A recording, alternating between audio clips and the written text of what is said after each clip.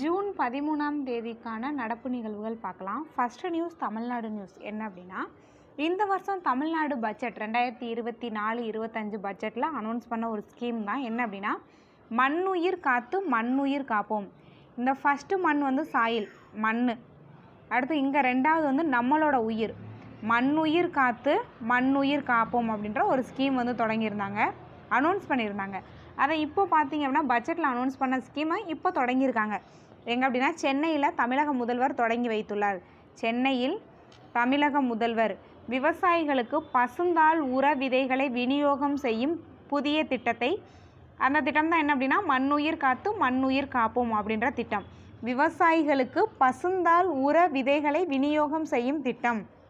So question எப்படி கேட்கலாம் அப்படின்னா, பசுந்தாள் உர விதைகளை விநியோகம் செய்யும் திட்டம் அப்படின்னு கொடுத்து எங்கே தொடங்கப்பட்டது, அல்லது மண்ணுயிர் காத்து மண்ணுயிர் காப்போம் அப்படின்ற திட்டம் எந்த மாநிலத்துடன் தொடர்புடையதுன்னு கேட்கலாம். தமிழ்நாடு.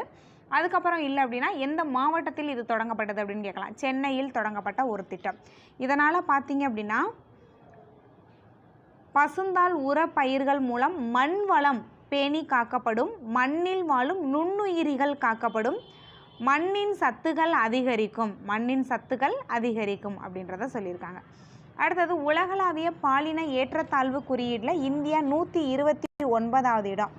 உலகளாவிய பாலின ஏற்றத்தாழ்வு குறியீட்டில் இந்தியா 129.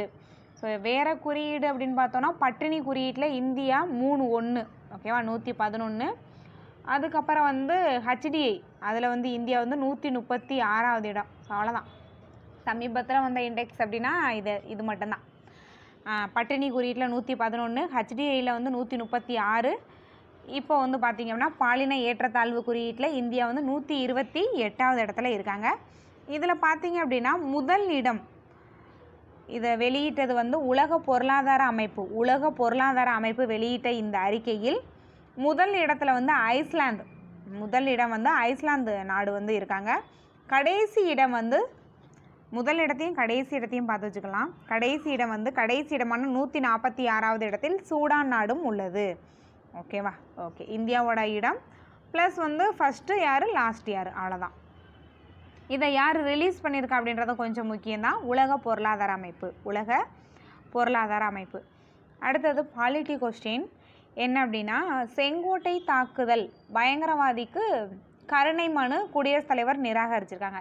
இப்போ மரண தண்டனை விதிக்கப்பட்ட ஒரு நபர் என்ன பண்ணலாம் அப்படின்னா குடியரசுத் தலைவருக்கு மனு அனுப்பலாம்.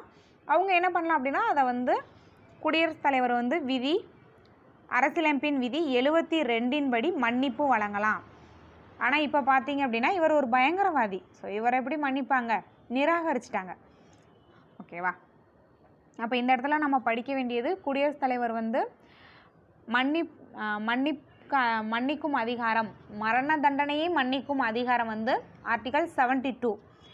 இவரை பற்றி பார்க்கலாம். இது என்ன அப்படின்றத 2000 டிசம்பர் 22 டெல்லி செங்கோட்டையில் லஷ்கர்-ஏ-தொய்பா பயங்கரவாதி அமைப்பை சேர்ந்தவர் தான் இந்த முகமது ஆரிஃப். இவர் தான் இந்த கருணை மனு அனுப்பியிருக்காங்க. முகமது ஆரிஃப், ஓகேவா? இவர் வந்து பாகிஸ்தானை சேர்ந்த லஷ்கர்-ஏ-தொய்பா அந்த பயங்கரவாத அமைப்பை சேர்ந்தவர் தான். டெல்லி செங்கோட்டையின் மீது துப்பாக்கி சூடு நடத்தியிருக்காரு. அடுத்தது அருணாச்சல பிரதேச முதல்வராக ஃபெமா காண்டு 3வது முறையாக பதவியேற்றுள்ளார். 3வது முறையாக அருணாச்சல பிரதேச வடகிழக்கு மாநிலமான அருணாச்சல பிரதேசத்தின் முதல்வராக ஃபெமா காண்ட் நியமனம் செஞ்சு வச்சது எப்பவும் போல் ஆளுநர் தான். அந்தந்த மாநில ஆளுநர் அந்தந்த மாநில முதல்வரை பதவி பிரமாணம் செய்து வைப்பாங்க. அதுக்கான ஆர்டிக்கல் 164 ஓகே. ஒடிசா முதல்வராக பதவியேற்றார் மோகன் சரண். ஸோ நம்ம ஆல்ரெடி பார்த்தது தான். ஒடிஷாவில் முதல் முறையாக பாஜக ஆட்சியை பிடிச்சிருக்காங்க. மோகன் சரண் வந்து முதல்வராக பொறுப்பேற்றுள்ளார். ஒடிஷாவில் வந்து 24 ஆண்டுகள் 2000லேருந்து 2024 வரைய முதல்வராக இருந்தவர் தான் நவீன் பட்நாயக். இப்போ சமீபத்தில் நடந்த தேர்தலில் தோல்வி அடைஞ்சிட்டாங்க. ஓகே, அவர் பார்த்தீங்கன்னா நவீன் பட்நாயக் வந்து இந்தியாவிலே நீண்ட கால பிரதமராக இருந்த 2வது நபர்னு சொல்லலாம். அடுத்தது G7 மாநாடு இத்தாலியில் நடைபெற உள்ளது. இதை நம்ம ஆல்ரெடி பார்த்தது தான். 50வது G7 மாநாடு இத்தாலியில் நடைபெற உள்ளது. ஜூன் 14ஆம் தேதி. 7 கண்ட்ரி என்னென்ன அப்படின்னா Italy, Japan, Canada. Italy, Japan, Canada. So அதுக்கப்புறம் வந்து அமெரிக்கா, பிரிட்டன், ஜெர்மனி. ஓகேவா, மொத்தம் வந்து 7 நாடு வந்து இதில் வருவாங்க. 6 நாடு சொல்லியிருக்கேன், இன்னும் ஒரு கண்ட்ரி வந்து ரஷ்யா. மொத்தம் 7 நாடுகள். ஓகேவா, ஜப்பான், கனடா, ரஷ்யா. ஸோ எந்தெந்த கண்ட்ரி அப்படின்னா Italy, Japan, Canada, Germany, US, UK, France. மொத்தம் 7 நாடுகள். ஓகேவா, மொத்தம் 7 நாடுகள். இதோட 50வது மாநாடு தான் வந்து இத்தாலியில் நடைபெற உள்ளது.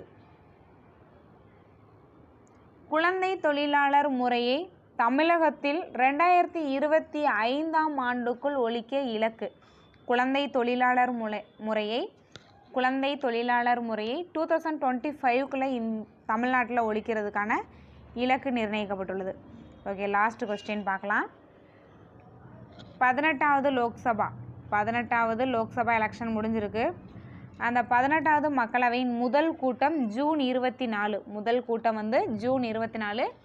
இந்த முதல் கூட்டத்தில் உரையாற்றுவது யார் அப்படின்னா குடியரசுத் தலைவர் தான். குடியரசுத் தலைவரோட உரையில் தான் வந்து இந்த கூட்டம் வந்து தொடங்கப்படும். ஃபஸ்ட்டு கூட்டம் வந்து பார்த்திங்க அப்படின்னா எப்போவுமே 5 வருஷத்துக்கு அப்புறம் வந்து தொடங்குகிற முதல் கூட்டத்தில் யார் உரையாற்றுவா அப்படின்னா குடியரசுத் தலைவர் தான். அது என்ன விதிப்படி உரையாற்றுவாங்க அப்படின்னா ஆர்டிகல் 86 படி தான் வந்து உரையாற்றி அந்த அவையை வந்து தொடங்கி வைப்பாங்க. ஓகேவா.